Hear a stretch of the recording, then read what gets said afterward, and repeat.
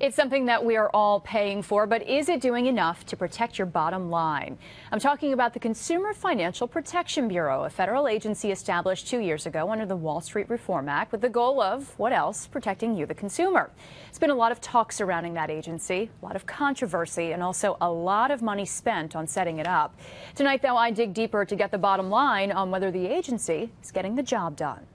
We're waiting to hear from the bank, but I really don't expect any good news. Rodney Kuensley shares his story with me in the living room of his apartment in Clifton Park. We sit here because his house that he'd owned for 17 years in Tioga County sits empty. Unable to make his payments, he listed as a short sale 3 years ago, but he's had no luck selling. Not because of a lack of offers, he says, but because of trouble with the bank. Bank of America was not responding.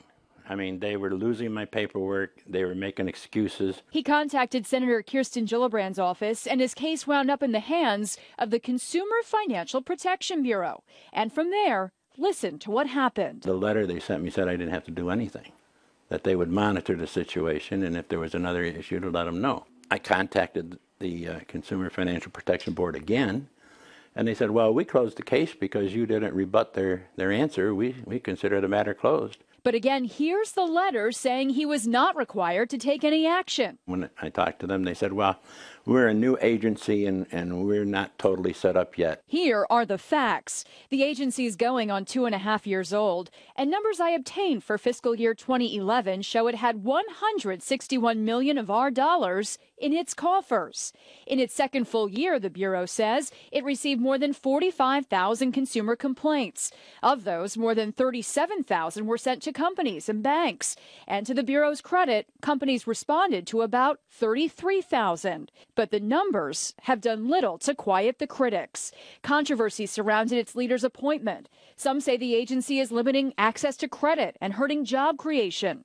And members of the House Financial Services Committee have questioned its effectiveness. Many of us have been frustrated by the lack of accountability in CFPB's leadership structure and the lack of transparency. And then there is Rodney, whose concerns I brought back to Senator Gillibrand. He says that he's been given the runaround by this agency.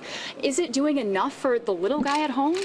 It needs to keep doing its job, and we're setting up this agency, we're writing the regs, it's not all up and running yet. And to Senator Chuck Schumer, one of the original lawmakers behind the Bureau's creation. Look, it's doing a lot better than the old regulators, but it still has got a ways to go. What can be done to help it in terms of helping more people? Well, we have to make sure it has adequate and good staff, and we have to make sure that when they order something done, that the banks actually follow through.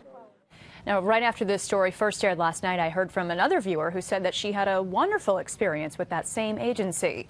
As for Rodney's situation with his bank, both Senators Schumer and Gillibrand are also now looking into it.